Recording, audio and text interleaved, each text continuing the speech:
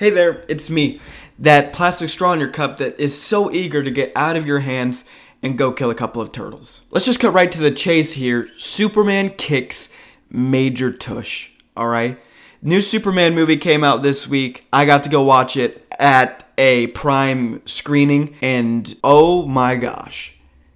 Go watch it as soon as you can. I also want to bring up the discourse surrounding this movie because I think it's fascinating and often very annoying. But first, the movie itself. I'm somebody who, when Superman Returns came out on DVD, Mom and Dad bought me a Superman Returns DVD. And I watched that movie on repeat. And I still think that the plane scene in that movie is one of the coolest scenes ever put to film. I think it's awesome. So I like that movie. I've seen the Christopher Reeves movie, and I mean, obviously, it's important. Obviously, I enjoy it, but it is not one that is my favorite, even in the slightest.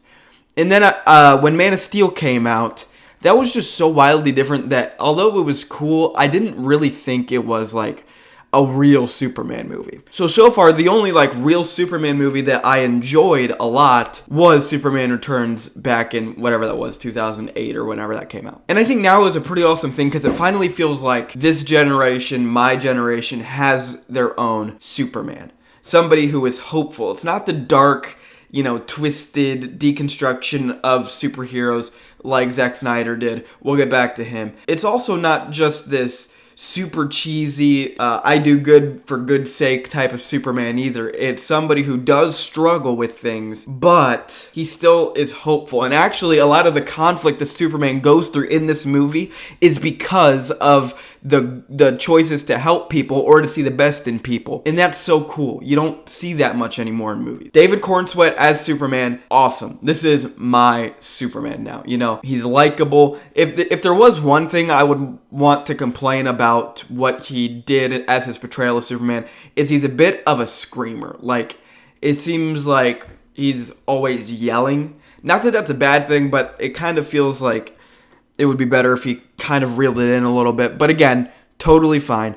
Lex Luthor in this movie is awesome. He's easily the most hated version that I've ever seen of Lex Luthor, where from the moment you see this guy, even though the first time you saw him, he wasn't really doing anything evil, you just hate him.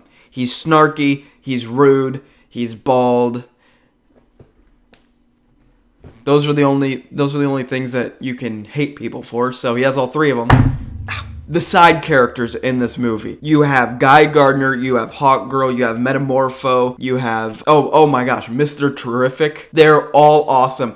The biggest standout for me was Mr. Terrific because I knew just a little bit about him from reading a couple comics, but I really didn't understand why people would like Mr. Terrific.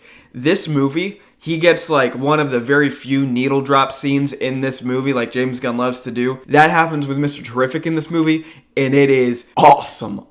It is pure get up out of your chair and start clapping for Mr. Terrific. Also, Guy Gardner, Nathan Fillion as Guy Gardner, awesome as well.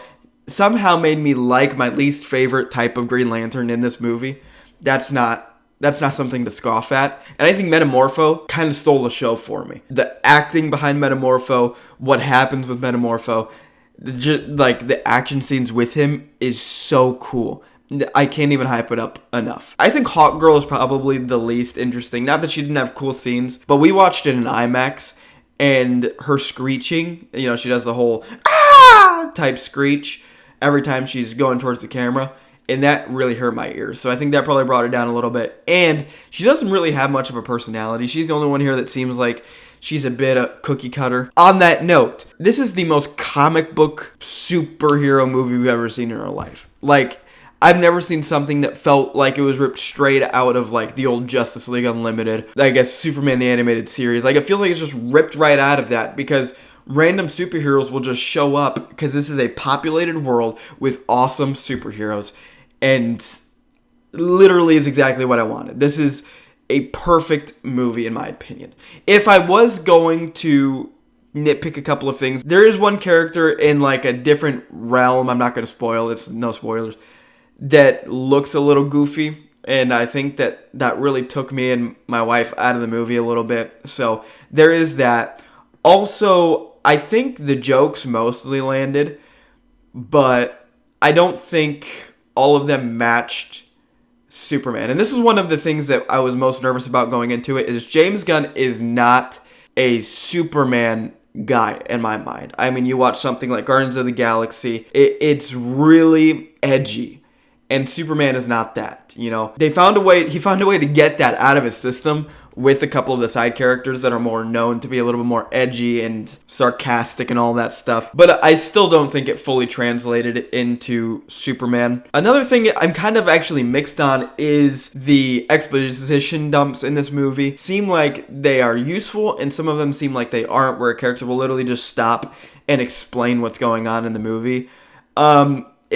Part of me didn't like that, but part of me also thought that's exactly what a comic book would do. And if you're translating a comic book to movie form, sure, you have to translate it. Maybe it wasn't the right decision, but it's not something that actually bothered me very much watching the movie. I'm trying to think if there's anything else awesome that I want to talk about. Pretty much, if I could just sit here and explain to you the whole movie, that would be what's awesome about this movie. We just have a hopeful Superman again.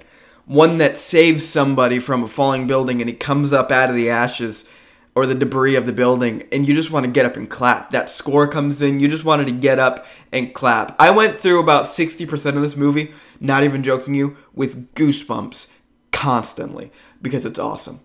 Crypto. Crypto was perfect in this movie. A lot of people were like, oh, maybe Crypto wouldn't fit into a live action movie. No, he does. They don't overuse him, they don't use him sparingly either. He's perfect in this movie, and he gets probably the best laughs out of this movie as well. So there's that. Be looking forward to Crypto. I could just go on and on, but one thing that I see a lot of people complaining about that I actually don't think is a big deal is how stuffed this movie is. You saw it in the trailer. The cat just walked in.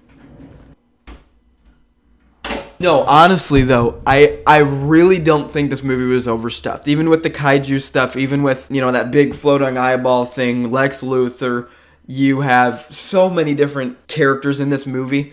This still feels like a cohesive film because every single thing that happens is progressing the story arc of Superman. What happens, you know, the inciting incident at the beginning of the movie, it starts this character arc for Superman that even though maybe the exact things might just be going plot beat to plot beat to plot beat, it is an overarching storyline still because of the way they use it with Superman. So you'll see those complaints. I don't think that was a big issue at all. And real quick, before I get into the discourse online about this movie, my grandma, she actually works for a big airline, and she got to fly James Gunn, David Corenswet, all of them, wherever they were filming at that time. She got to be their flight attendant, and that's pretty cool. I just thought that was a cool little story. And then I asked if she talked to any of them, and apparently she really didn't, and she wasn't allowed to take pictures. So she might actually be lying. She might not have actually done it.